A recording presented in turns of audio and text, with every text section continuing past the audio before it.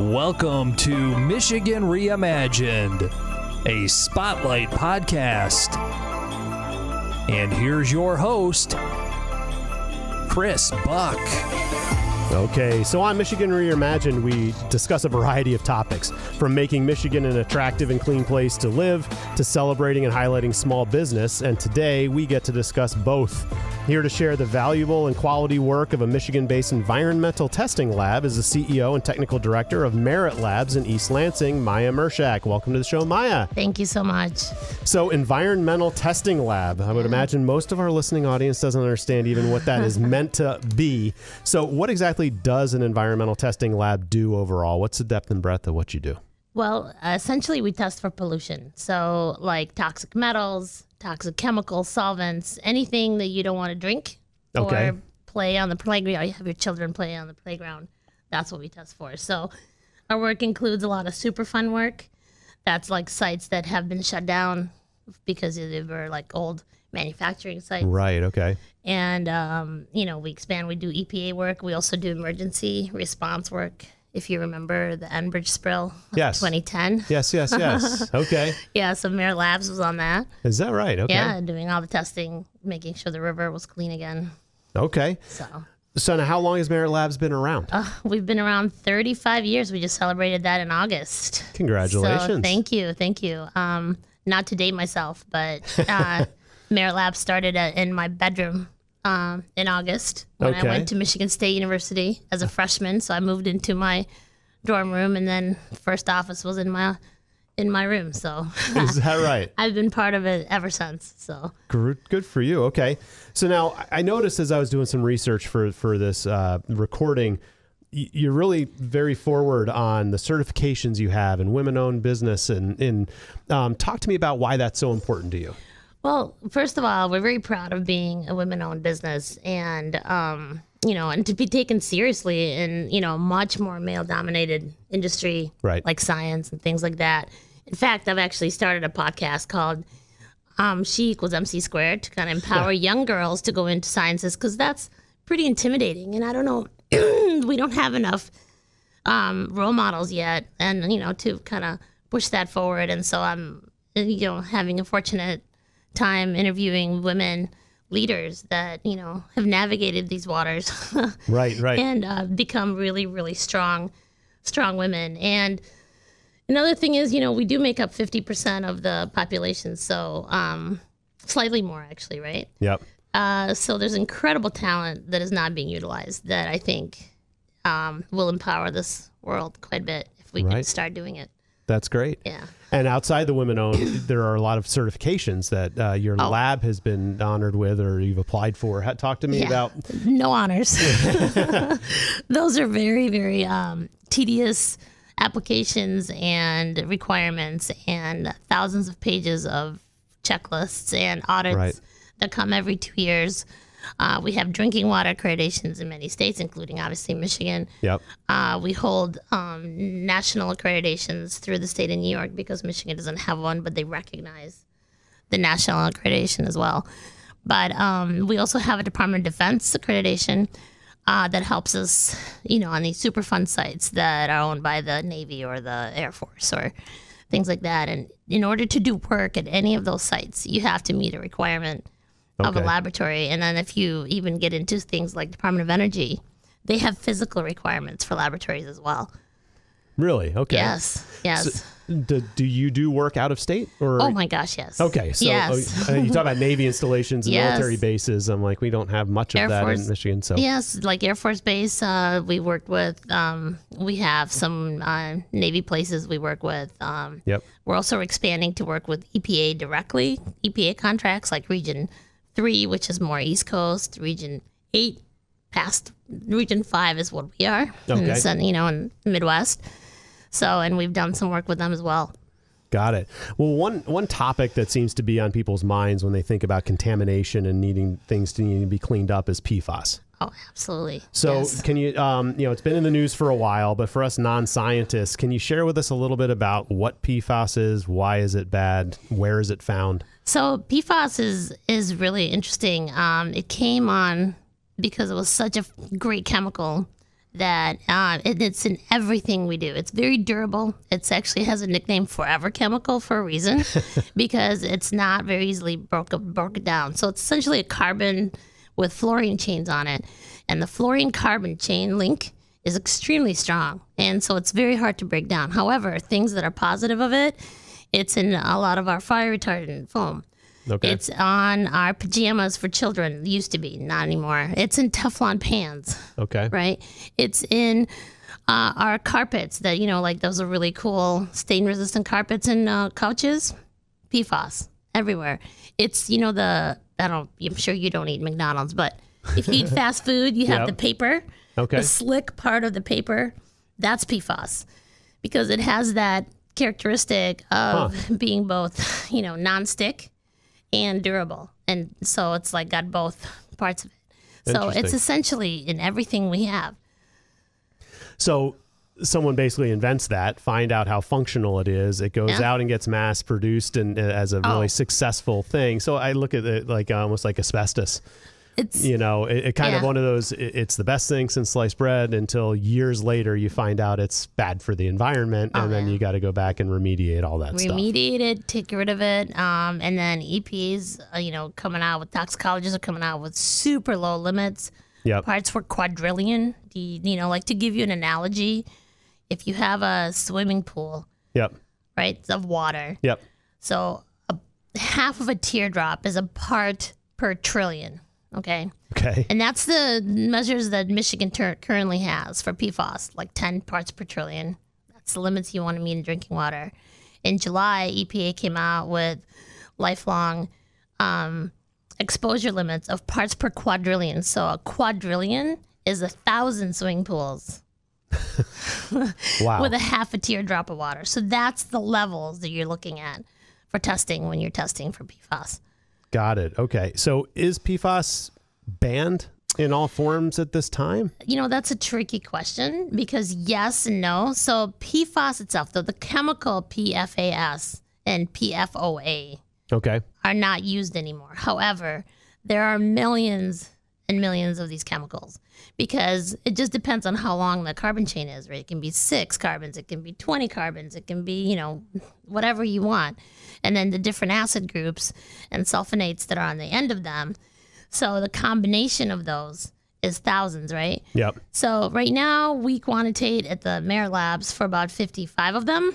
Okay. So we can see them because that's what we can get standards for. So the tip of the iceberg, essentially, is what we can see and what we can quantitate, right, to give you a number. Yep. And what we also are finding out that some of these longer chain carbons that are not PFAS and PFOA, if you oxidate them enough, and oxidation means like letting it sit in the ground for 20, 30 years, like PCBs, for example. Okay. Right? So they get oxidized and everything. They can break down into those two chemicals. Okay. So it's not the form that it's in now. It can evolve into that form and then be a problem. Okay. Exactly. Okay. So is your role then to just test for the existence or not existence of PFAS for your clients, or do you don't eradicate PFAS in? No, we do not remediate, but we work very closely with companies that are working on it. For example, Racer's working on it. That's the company that spun off all the General Motors. Yep. After 2008. There's a lot of different universities that are working on how do you remediate PFAS. A lot of our consultants are working on that as well. Right. But your role at Merit Labs is just to identify, to test it. Right. So, we take their experiments or whatever the remediation is. They bring us the samples and say, okay, do we have PFAS in there now? And then we test it and let them know. Got it. And So I think about the environmental firms that are in our communities that go out and look at sites before a real estate transaction happens, or the government says we need to get this site cleaned up to make sure that it's shovel ready for a developer to come in and do stuff. Mm-hmm. So all of those types of people essentially are the ones that would contract with you or hire you to do the work. So they might do the soil borings or whatever it is that they do. And then they bring that raw material to you. Absolutely. And then you give them the accredited thumbs up, thumbs down as to what they're dealing with. And then you're out. Well, So, I mean, right? I mean, so, but yeah, exactly. got it. Well, that's such an important part to the step, right? Yes, yeah. Okay, and you're getting these from all over the country. All over the country. And especially what Merit is really known for is our ability to get organized and get things done fast. Right. So okay. when there's a huge fire and there's a spill and they're using foam to get rid of it, Right. and then all that has to run off and they have to contain it. Yep. Like they need to test it before it leaks out. So, they need incredible fast turnaround time. Right. And that's why they come to us. And that example that was on my mind is there was an airplane that crashed or had an explosion or something over at one of the regional airports, and their squad comes out and they blow that foam all over it to extinguish the fire. Correct. But then someone mentioned that the headache beyond that, it's like, yeah. okay, building catches on fire, you put it out, and then whoever owns the building has to deal with water, right? But in that particular case, I remember talking to someone affiliated with the airport saying that was a significant time out, Huge. Quarantine this area, capture all this stuff, get it Make all sure it doesn't tested. get into ponds. Right, exactly. Because see, unlike crude oil, for example, that we talked about the Enbridge spill, right? Yep. Huge disaster, awful. If you remember, the same year, the BP had a huge spill out in the Caribbean, like a mile offshore, Yep. mile down. That was crude oil. That's a natural production of the earth, right? So the bacteria that lives in the world came around, kind of chopped it up, and it was over. PFAS chemicals are man-made, right? So they're not Okay. part of the world. So the world doesn't know how to break them down. Your body doesn't know how to break them down. So let's say you accumulate. So what kind of happens is, in what the toxicologists are saying, you're accumulating these chemicals in your body, and then your body doesn't know what to do with them. Right. And then same thing, like you're talking about these Air Force bases or like refineries, right, that have a explosion. You have to take it out. But then those chemicals can't be left because the earth doesn't know what to do with them. So they just sit there, right? And then eventually what was happening after they were so great, right, they start getting into our drinking waters. Right. And then if they get into our drinking water, then we're drinking it. And then years later, you're like, oh, there's cancer implications. There's birth defects. There's, all these things that are happening. What's going on? Like I'm drinking super clean water, except, drinking Right. these PFAS chemicals. Yeah. So it's amazing the amount of work you've done and the credibility you seem to have established. So is Merit quite a bit different than the other labs that you're, competing against, right? I mean, I would like to think so. Absolutely, right? I mean, we're talking, this is East Lansing, Michigan, Yeah. and you guys seem to be real hitters in this industry, right? You've got We people from are all over the country bringing recognized them all right over. to you. So Yeah.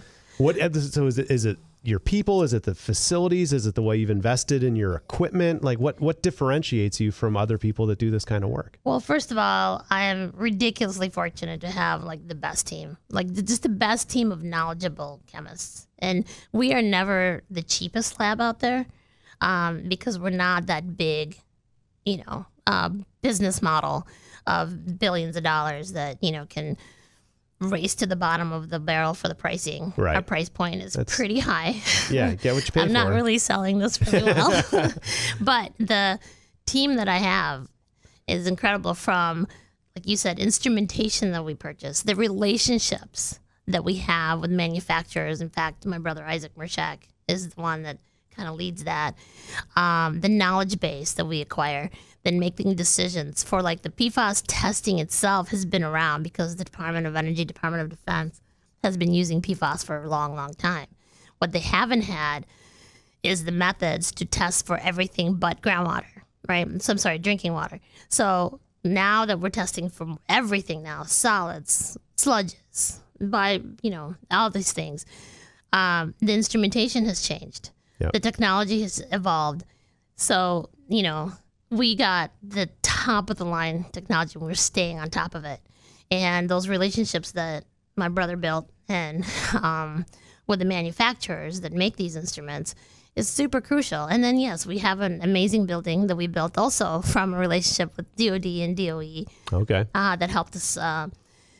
They helped us design it so that we have an all steel construction, which is more, it's not just something we moved into. We actually physically built it. And the team that did that was amazing. And then go even deeper, the people who are learning how to run the samples and the chemistry behind it and how to look at the peaks. Couldn't have asked for a better team of that.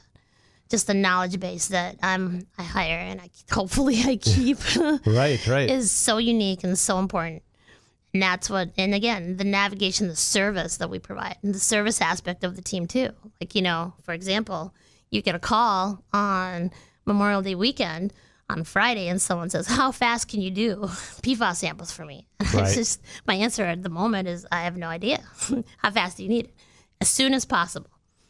Okay, let's see what we can do. We get samples at noon on Saturday. We report them at 11 p.m. Okay. That's unheard of. The standard turnaround time for PFAS analysis is 3 weeks. 3 weeks. 3 weeks. And you're talking 11 hours. We're talking 11 hours. Fantastic. There's no lab can touch that. Okay. And is it that they don't have equipment that can do it that It's not fast? about- Or is it the commitment? They don't have the people, the commitment, the know-how, right? Like you have, first of all, it's Memorial Day weekend. You have to organize a team to come in on the weekend. You have to organize someone to accept the samples.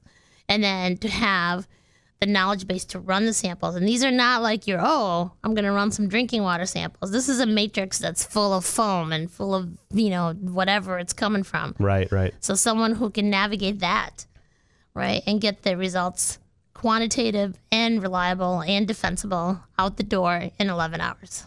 And that's all really because of the culture and the hustle. The culture that and the you've hustle. created at Merit Labs. Absolutely. The service that we try to be, and it's always been, like I said, I've been with this lab all 35 years. Yep. And the things I run up against, right? We're the best. We're the biggest. We have this. We have that. It's like, that's never been our angle, right? We're never going to be the biggest. The best is, kind of an opinion. Yeah. Right.